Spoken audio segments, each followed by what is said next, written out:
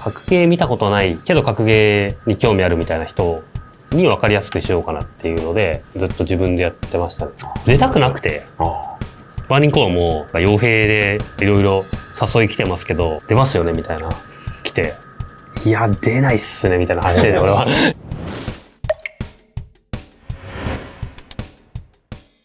はい、皆さんこんにちは。ロート G リゼフトの時戸でございます。先日ですね、この時戸チャンネルもついに、チャンネル登録者数9万人を達成いたしました。ありがとうございます。これもね、ひとえに皆様のおかげですので、今後ともね、引き続きよろしくお願いいたします。そして、今回はそんなね、達成記念といたしまして、スペシャルなゲストにお越しいただいております。こちらの方です。はい、バーニングコア所属プロゲーマーの和田です。お願いします。よろしくお願いいたします。今ちょっとこんな構えだった。いや、なんかアクションが時戸さんアクションでかいからいや俺もやんなきゃみたいな俺もやんなきゃみたいな。ということで本日は登録者数12万人、そして初配信は2018年という。YouTube の大先輩和信さんにお越しいただいていろいろお話を聞いていきたいと思います。お願いします。和信さんといえばまあ特徴的だなと思うのが、YouTube 一本でこれまでずっとやってきた。というのはですね、まあ我々格闘ゲーマーはですね、まあいろんなプラットフォームの変遷があったというか、トパンガさんで言えば最初はユースト、ユーストね、懐かしい。ユーストでしたよね最初。ユースト、ジャスティン TV、 ジャスティン TV 確かにある。でニコニコもあって、スイッチ、オープンレック、確かにオープンレック、ミルダム、ミルダムね。まあ Twitch、YouTube みたいな感じで全部いってますね。なんなら全部いってますよ。もう全部いってる。そうなんですよ。YouTube 一本でここまで来た理由について。理由ですよ。理由か。でもなんか YouTube で配信してる格ゲーマー最初あんまいなくて。いなかったね。そうだね。だいたい Twitch でみんなやってて、でまあさすがに誰かが格ゲーマー YouTube でやった方がいいかなとか、まあ美味しいかなって思ったんですけど、あとやっぱりねゴッツガーデン所属してたんですけど、いにしえの団体ですよ。いいですか、名前出しても。総資産圭介っていうのでいいですか、名前出しても。はい。圭介さんはやっぱ YouTube で今後やってった方がいいみたいので、やっぱねあの人は本当にそのね嗅覚、そうですね、半端やないですから。先見の明はやっぱあるんで、あの人。ゴッツガーデンって YouTube でやってたっけ？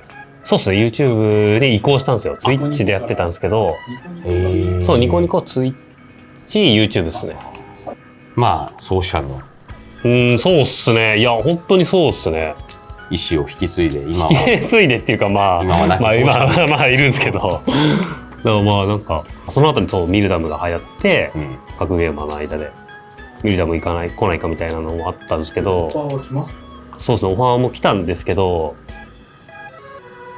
まあその時もチームもバーニングコアに変わってて、自分の所属するチームが。でそのバーニングコアに入った時のそのまあ理由とかも YouTube でやらせてほしいっていうので、そもそも僕入ってるんで、まあそこは自分の最初の決めたことやろうかなと思って、で自分もミルダム行ったりとか、まあそのツイッチとか行くと、まあ YouTube で格ゲーの配信する人いなくなっちゃうから、まあ残ろうかなっていうので、最後の砦として、最後の砦っていうか、砦というかなんというか、まあブレない方がいいかなと思ってて、でやっぱ他のチームからその時ゴッツ辞めた時はオファーとかあったんですけど、その中からバーニングコアを選ばさせてもらったんですけど、まあ、その時もやっぱ YouTube でやらせてくれそうなのがやっぱそのチームで、自由にやらせてくれそうっていうので入ったんで、そっからまあなんかミルダムみんな行ったからちょっとミルダムで自分もやりたいっ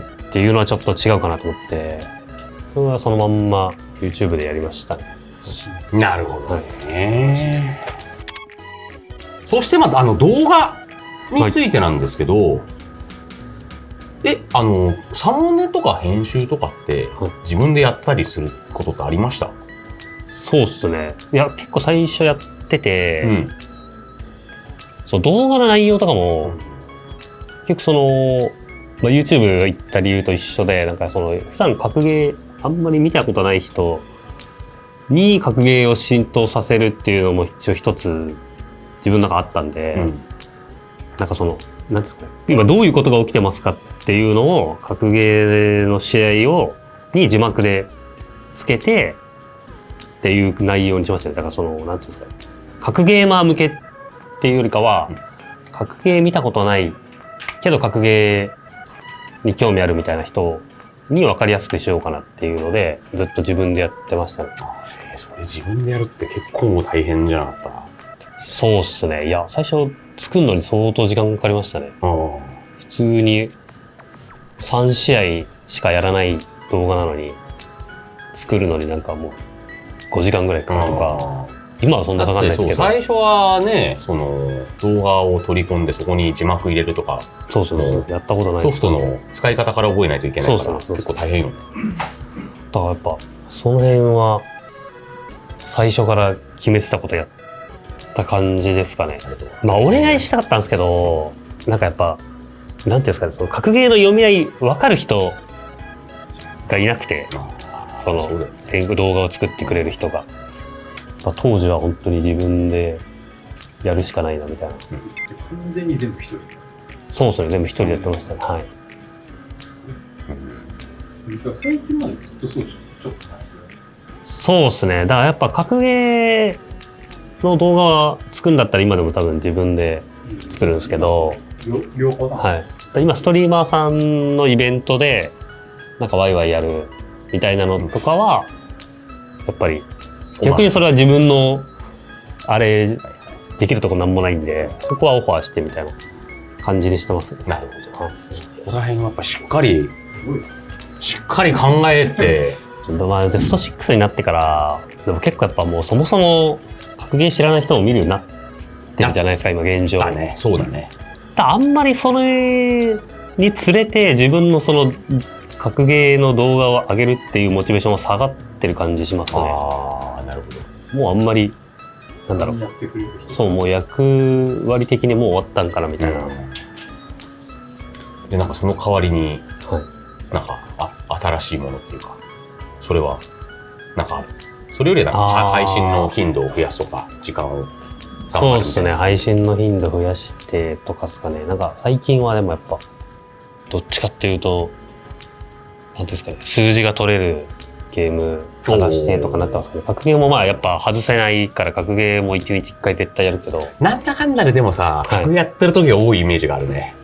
まあそうっすね。まあでもブレないようにしたい感は一応柱みたいのはやっぱ崩すと、まあ見てる人もちょっとよくわかんねえチャンネルになったなってなりそうだから、まあね、根幹にある格闘ゲームっていうものはしっかり大切にしながら、そうですね、他の要素もなるべく人に見てもらえるようなものを探していくと。まあでもなんかゲームのストリーマーあるあるで、やっぱ配信をしていないときはゲームをするモチベーションがなくなっちゃうみたいなのは結構聞きますよね。配信外のゲーム。そうですね。いや俺はでも逆に配信外でもゲームできるっちゃできるんですけど、なんならそっちの方が楽しいゲームとかもあるんですけど、もったいないなと思っちゃいますね、その時間。そうだよね。なんか配信した方が面白いゲームの方が多いっすね。なんなら。結構加納さんの配信はコメントでも強めにいじられてするんですね。はい。この辺は別にそうっすね。まあ興味持ってもらえてるってことかなみたいな。なんかなんていうんですかね。やっぱ無関心が一番悲しいと思うんですよね。だからまあなんかあとやっぱゲーセン通ってたんで、どっちかっていうとたまり場みたいに作りたかったんですよ。なんか食べる空間みたいな。だから別にコメントとかもなんかこういうルール作るとか、なんか他のゲームの話をしないとか、そういうルール作る気なくて、なんかゲーセンみたいな空気感のチャンネルっていうかコメント欄にしたくて、それで、なんかルールとか作ってないっすね。そうだからルールとか作っちゃうと、なんていうんですかね、俺の中でたまり場じゃなくて、なんか映画館とかなんかもう静かに見ないといけないとか、どっちかというとやっぱゲーセンのたまり場ってもううるさいじゃないですか。みんな好きな話してたりとか。ゲームの音もうるさかったな。ゲームがおまけみたいな感じじゃないですか、喋る時って。ゲーセンで後ろで見てる人は。そういう空間が作りたかったっていうのはあるかもしれないですね。なるほど。ゲーセン勢だから。これはちょっと参考になるんじゃないですか。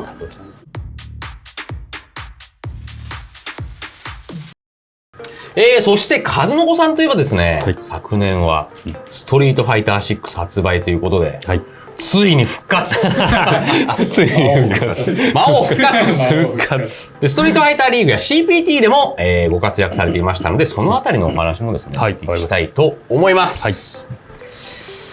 いやー、ついに帰ってきたね。帰ってきた。6の発売とともに。いや、まあ別に他の格ゲーの大会とか出てたんですけどね。まあ確かに。だけどストリートファイター、俺ストリートファイターしかやってないから。そうそう。スト5で数の子が、やってたのは2019ぐらい。だからレイジーのさ、ネモとかと組んだのぐらい。あれが最後だよね、多分。で、その時を機に、なんか、しばらくストリートファイターからは、ちょっと離れてた。そう。まあ、久々に戻ってきたわけですけれども、ストリートファイターに。どうでした？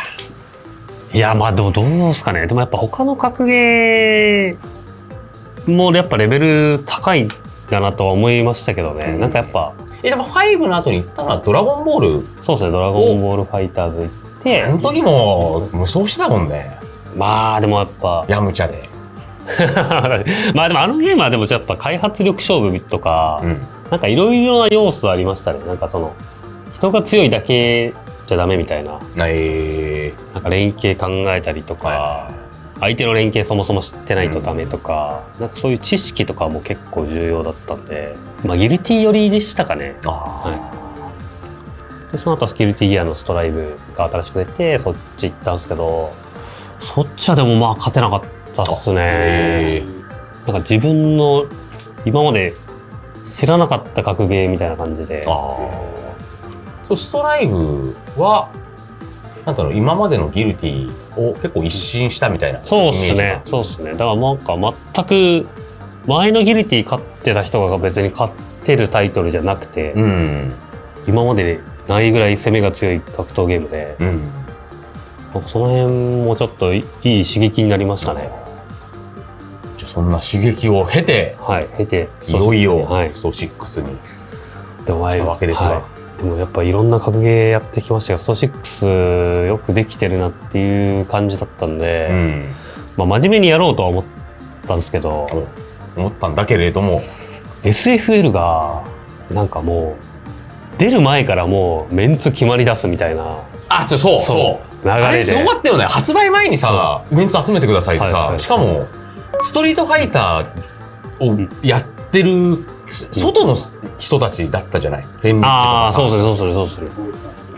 だからやってる本人としても自分がどこまでいけるのかとか、すごいなんか考えちゃったりもするよね。そうっすね。だから出たくなくて、だからチームバーニングコアもなんか傭兵でいろいろ誘い来てますけど、出ますよねみたいな来て、いや出ないっすねみたいな話で俺はだって勝てるか分かんないですし、5やってないしみたいな。だからその最初も全然乗り気じゃなかったんですけど、まあでも513とドグラがドラゴンボールファイターズの仕事とかでこっち来てて、その時にまあ結構喋るんですけど、なんか別にうちは別に勝たなくても全然そんな文句言わないし、なんならその自分のいつものスタンスで取り組んでくれていいからやろうよみたいなので説得されてみたいな感じですよ。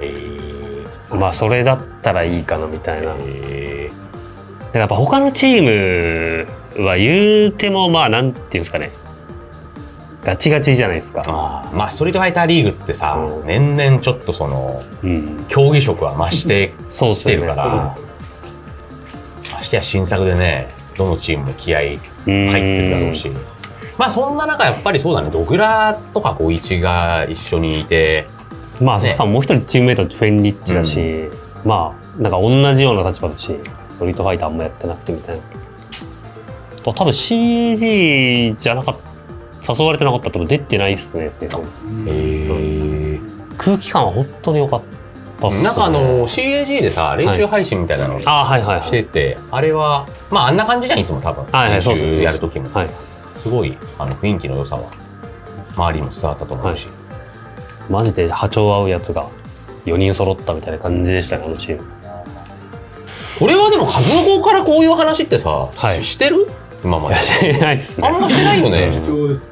あ、そうなんだって思うことが俺も多いもん。あ、出る気はなかったんだ、CAG だから出たんだ。まあ配信だとなんか確かに言わないっすね。なんでだろう。自分から語るのちょっと恥ずかしいんで。確かに出る気なかったんだよねとか言って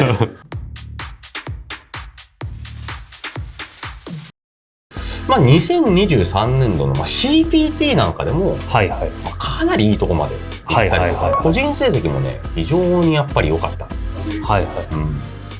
そこら辺どうでしたか？そうですね、でもなんだろう、なんか安心しましたね。なんかそのやったぞっていうよりかは安心した俺結構いけんじゃんみたいな、結構いけるじゃんとか、なんかまだついていけるんだなみたいなのがほっとしましたね。格ゲーマーがみんな注目してる場所じゃないですか、スト6のその競技シーンっていうのは。そこにまあ入っていって、ここで勝てなかった場合まあやっぱ衰えてるんだなとか、プレイヤーとしてのこの評価が決まる場所だったんで、なんていうかほっとしましたよね。その引退を考えるですよね、多分スト6でその行って勝てなかった場合、そのスト6が1年しか続かないんだったら次の格闘ゲームが自分に合ってればいいなとか、なんかそういう移動したらいいなとかなるんですけど、多分スト6ってやっぱスト5が長年続いたし、しばらくはこのタイトル続くでしょうからね。日本だと一番人気の格ゲーのタイトルだと思ってるんで、しかもその注目されてるやっぱプロゲーマーも多い中で通じるかどうかっていう場だったんで、ほっとしましたね。ほっとしたっつう感覚なんだな。復帰勢だから。そうっすね。復帰勢だからかもしれないですね、目線的には。フェンリッチとかやっぱ多分ちょっと違う目線だと思うんですよ。チャレンジャーじゃないですか。むしろその他の格ゲーのプロゲーマーってスト6のプロゲーマーより多分その評価されてるポイントが多分低いと思うんですよ。でもこっちで勝てんのみたいな。梅原時のボンちゃんとか、フードさんとか、この辺のやつらに勝てんのとか、なんか試される場じゃないですか。やっぱストリートファイターしかやらない人とか、ストリートファイターしか見ない人っていうの、逆にギルティしかやらない人もいるし、ギルティしかいけない人もいるから、なんかその対抗意識って絶対あると思うんですよ。で、実際に新作でお互いが揃って戦った時に、どっちかが絶対負けるじゃないですか。しかも来る側はね、やっぱりハンデがあるっていうか、フェンリッチなんかはストリートファイターやったことないのにこっちに来てさ、で今までずっとストリートファイターとかをやってきた人たちと戦わなきゃいけないから、きつい勝負ではあるよね。そうっすよね。しかもでも負けたらちょっとそのやっぱりブレイブルーはみたいな評価を受けるじゃないですか。バックボーンを背負わざるを得ないんですよね。それはやっぱシーンが大きくなってくると、そういうものになっちゃうけど、それだからこそ盛り上がるっていうのはあるんでしょうけどね。フェンリッチとかは多分通用したから、なんかほっとしたとはちょっと違う気するんですよね。結局やっぱストリートファイターの人口が多いから、なんていうんですかね、ストリートファイターの方が上みたいな、このなんていうんですかね、こう言わないけどなんかみんなそういうそうなんとなくの認識あるじゃないですか。そこをやっぱフェンリッチが切り込んでったっていうのは、やったぞ感出てるんじゃないかな。本人に聞いたことないんであれですけど想像ですけど。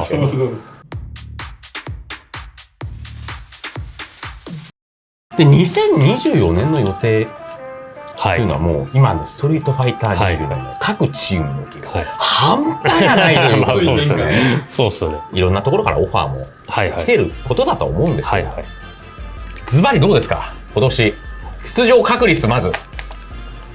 いや、とりあえずね、出たいっす。なるほど。出たいっす。やっぱ去年と違って、ああ、そっか、去年はそうだよね。出たくないだったんですけど、今年は、スト6通用するってなってるんで。なるほど。出たいっす。もうそこは現金なもんで、そうそう。そうするかわかんねえよ、じゃあ出ねえよから、いけんじゃん。そう、いけんじゃん。じゃあ出るよ。そうそう。任せてくれよっていう感じですよね。そうですね。その判断してから最初も出たかったですけど、最初の時も。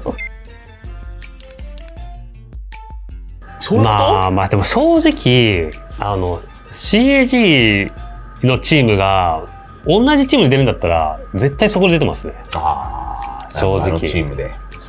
もっとすごい強いチームとかあったりとか、待遇がいいチームとか、出てきても、多分、前回の CAG のチームがそのまんま残ってる、そのチームメイトが残ってるんだったら多分、出てましたね、そっちで。そうです。やっぱ俺雰囲気って大事だと思ってて、長期戦だし。そうだね。はい。